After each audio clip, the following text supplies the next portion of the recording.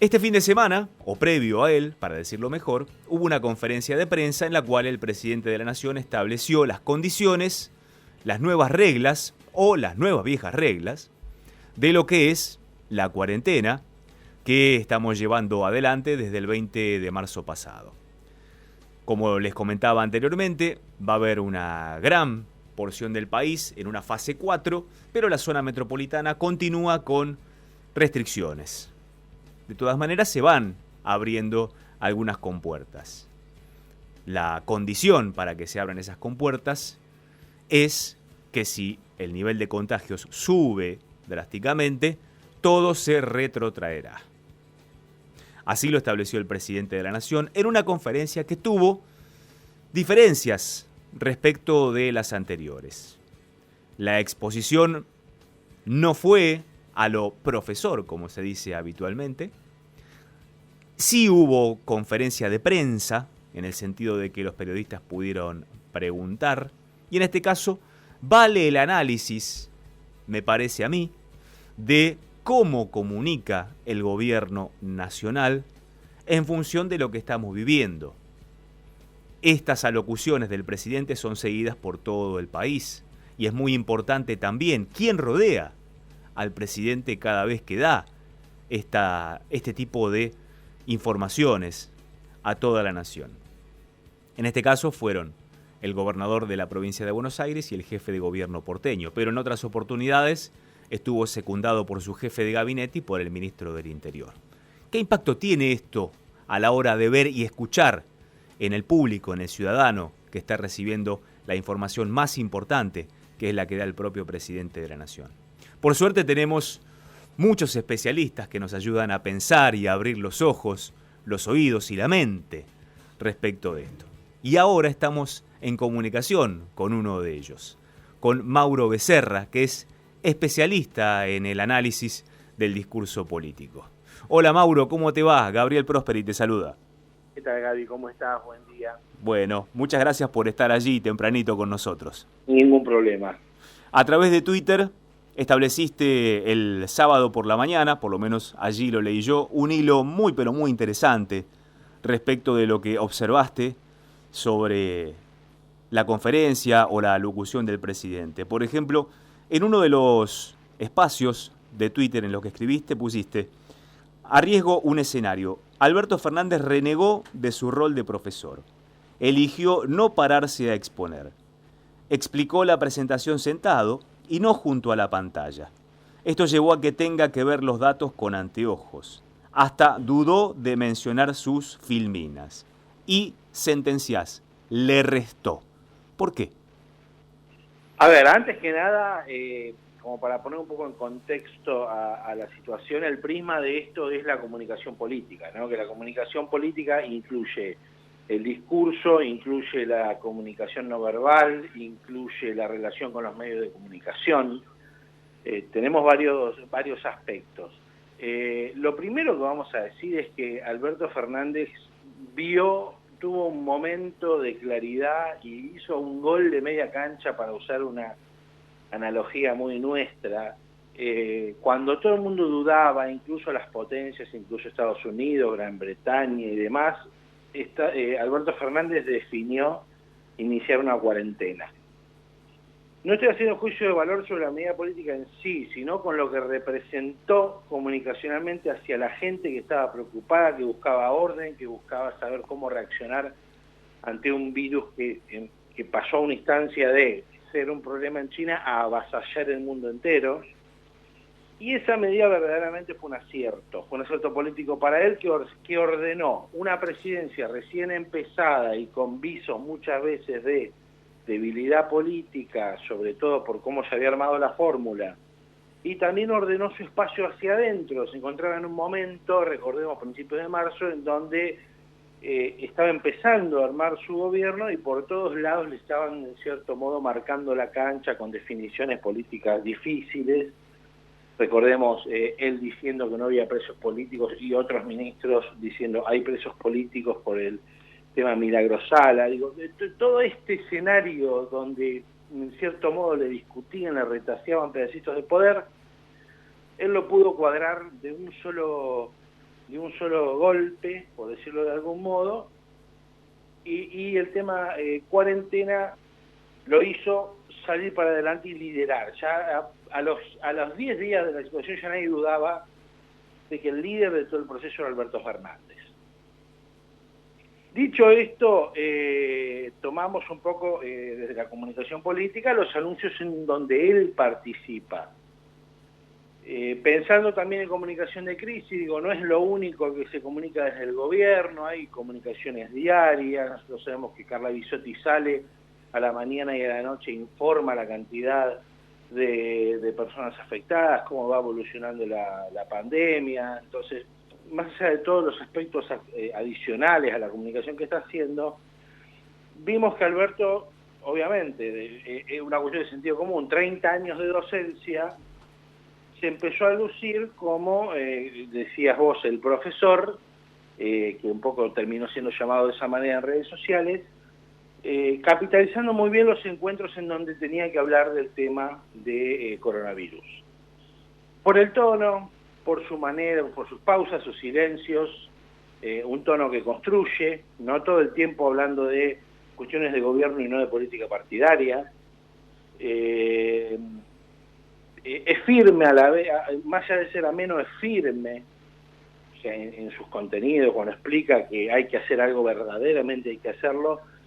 En todas esas características él ganaba liderazgo, la gente lo elegía, y no es algo que digo yo, se vio automáticamente en todas las encuestas. Creció muchísimo la aprobación de Alberto Fernández, tanto como su imagen personal como la opinión sobre cómo estaba manejando el conflicto.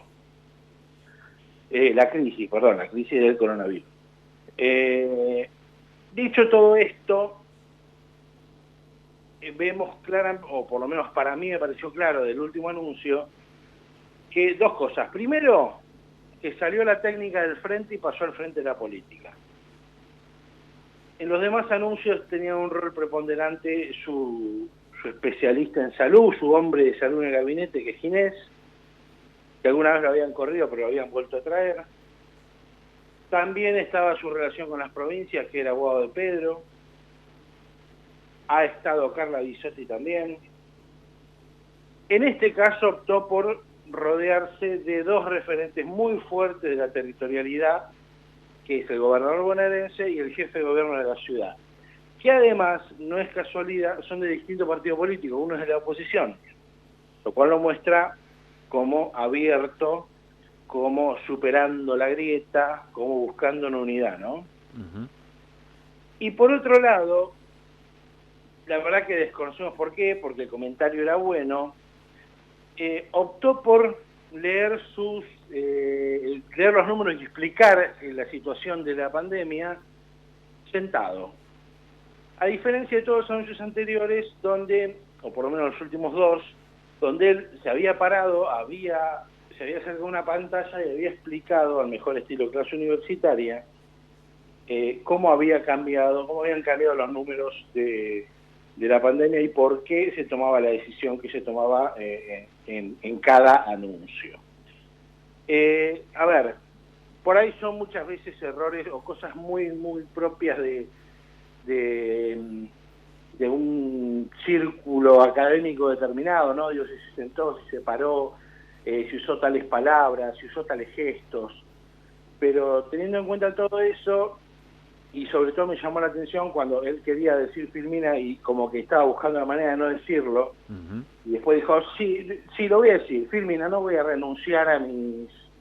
Digamos. Por eso digo que evidentemente renegó, o alguien le ha dicho que lo de que lo vean como un profesor puede tener algún cariz negativo, por esta medida, porque en ciencias sociales ya a esta altura se miden mucho ese tipo de cosas a través de encuestas o de focus group, pero bueno, a simple vista y referente al tema del profesor, en mi opinión él sacaba obtenía una capital político a favor cuando explicaba de una manera tan pedagógica y tan clara y sin generar roces, sin generar sensaciones de disputa, sin vehemencia, y en este caso optó por quedarse sentado, lo que hizo que no vea bien los números, porque cuando está al lado de la pantalla ve los números grandes, cuando se quedó sentado los tuvo que ver chicos, quedó como entre Horacio y Axel, con el papel en la mano y los anteojos usando los medios como lupa.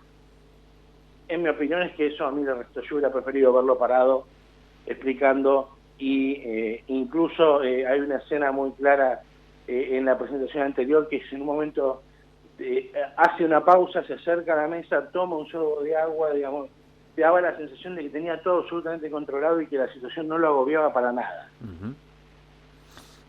Estamos hablando con Mauro Becerra, lo estamos escuchando atentamente porque nos está dando una clase realmente de discursividad, si existe el término, pero me parece que todos entienden. Y él es especialista en análisis del discurso político. Estableces en otro tramo de tu exposición a través de Twitter que se lo vio aplomado, medido, firme, un discurso de gobierno no partidario, como decías recién, pero subrayaste lo siguiente. Nuevamente, al mencionar los fallecidos, manifestó su pésame para las familias que perdieron seres queridos. Y acá me parece que estableces una diferencia tácita con la expresidenta Cristina Fernández de Kirchner. Mira, no sé si exactamente con Cristina Fernández de Kirchner, digo, al ver un montón de discursos de líderes de todo el mundo prácticamente, hay centenares que no hacen ningún tipo de mención. Y esto por ahí tiene más que ver, es una opinión mía, con la comunicación de crisis, ¿no? Cuando uno está en crisis, o cuando uno como jefe de Estado o líder de un proyecto de envergadura entra en una crisis, digo esto porque por ahí un CEO de una compañía muy grande también sufre crisis muy profundas, la crisis tiene una doble dimensión, que es el tema que te exige a vos personalmente hasta el cansancio, hasta lo más profundo, profesionalmente, porque vos estás liderando un país, vos estás liderando una empresa, en este caso un país, pero también la crisis te carcome personalmente, ¿no? O sea, uno puede poner todo esfuerzo profesional, pero también te puede tocar personalmente. O sea, hay, sobre todo en casos de desastres naturales o de pandemia mismo, digo, es muy común la persona que tiene que liderar, pero que además se le contagió media familia, ¿no? Y al final del día todos somos seres humanos. Entonces es muy común que ocurra que no esté el detalle de reparar, hacer un freno y manifestar el pésame con toda la gente que está perdiendo familiares directos, digo, porque el famoso relojito que vemos correr son vidas humanas. Entonces, del otro lado de la pantalla está gente que acaba de perder un tío, un abuelo, un padre, y tener ese espacio y esos 10 segundos para dar algún tipo de palabra de aliento, para mí es un detalle que vale mucho la pena, y se lo destaco, y creo que la gente que lo ve hablar también debe pensar lo mismo. Eso es algo bueno. Sinceramente, ahora que me lo decís, voy a mirar algunos discursos más de la actual vicepresidente para ver si efectivamente una situación así sigue de largo y no dice nada. Respecto de las otras dos personalidades políticas que estaban con el presidente, Horacio Rodríguez Larreta y Axel Kicillof, también ambos, al parecer, si bien reconocen el liderazgo, y lo hicieron taxativamente, el liderazgo del presidente de la Nación en la lucha contra la pandemia, pareciera ser que ambos tienen las cosas claras en sus propios territorios. De hecho, Rodríguez Larreta, teniendo hoy 165 contagiados solo en la ciudad de Buenos Aires, decide una apertura que va más allá de lo pensable para la ciudad de Buenos Aires. Es decir, se reactiva mucho más de lo esperable y mucho menos de lo que se reactiva, por ejemplo, en la provincia de Buenos Aires, en otros lugares. Pero me refiero a lo siguiente. Estos dos personajes políticos que rodearon al presidente pareciera ser que tienen características similares en tanto y en cuanto saben lo que hacen y cómo comunicarlo. Son dos muy buenos comunicadores, tanto Kicillof, que tal vez se extienda demasiado en terminología académica, como Horacio Rodríguez Larreta, que en términos de comunicación política creo que la tiene más clara porque tiene todo un equipo trabajando en eso, ¿no? Sí, puntualmente por el referente a la compañía, primero, me parece una excelentísima decisión sumar, comparando con el gobierno anterior que renegó durante mucho tiempo de la política, sentar al jefe de gobierno, principal referente en poder, con poder, tomando decisiones, en la mesa al lado tuyo y darle el micrófono es un gesto, primero, de seguridad política y segundo, de verdadera intención de superar la grieta, que es algo que verdaderamente como argentinos tenemos que eliminar, pero urgente. Más allá de eso, los dos estilos, lo primero que me llamó la atención, y esto lo digo casi como una cuestión de chiste, es estaban vestidos exactamente igual Kicillof y Horacio Rodríguez Larreta. No sé si viste ese detalle. Sí, sí. Saco negro, camisa celeste sin corbata, parecían... Kicillof nunca se puso una corbata. Yo creo que nunca lo vi con corbata a Kicillof. No, nunca. Eso está bien. Eso, de Horacio tampoco, pero... Y Larreta utiliza otro tipo de atuendo. Últimamente se está poniendo como una especie de remeras de mangas largas, oscuras, ¿no? Se ve que se usa eso ahora y está dejando de lado hasta el traje directamente. Bueno, hay una rama de comunicación no verbal que se llama la diacrítica, que analiza todos los accesorios que usa la persona, y que los dos estén vestidos con saco negro, camisa celeste, seguramente fue una casualidad, no creo que lo hayan acordado, pero por lo menos a simple vista era un hecho curioso. Yo lo que sí creo, comparto con vos que Horacio tiene un despliegue discursivo muy pulido, que es claro. Yo lo que sí vi es que férreo al lado de lo que había dicho Alberto, no se movió ni un milímetro, o sea, se disciplinó totalmente a la situación y cumplió, habló, hizo lo que tenía que hacer y salió, ¿no? Lo que sí considero, a diferencia del jefe de gobierno Larreta, es que Axel fue un poquitito más allá, y sobre todo en sus maneras, en sus tonos de voz, en sus gestos faciales, se ve vehemencia, ¿no? Aunque él quiera dar una buena noticia, termina sintiéndose como algo renegado, como una disputa. Yo ahí veo... Está a la defensiva constantemente. Constantemente. Yo creo que puede ser por su formación política, por el tema de ser un excelente orador, de asamblea, del debate enfervorizado, pero llega un momento en la carrera de cualquier político que si superaste todo eso y hoy estás manejando el destino de 16, 17 millones de personas como tiene la provincia de Buenos Aires, tenés que empezar a construir un perfil más componedor. Esto es una opinión personal, pero bueno, es un poco la única salvedad que yo haría, ¿no? Digamos, siempre está, construye política en base a oponer.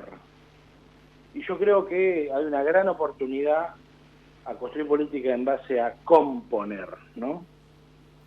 Mauro Becerra, nos quedaríamos hablando, obviamente, nos encanta la política, a vos ni hablar, te conozco, nos conocemos de varias coberturas en la calle y demás, exactamente.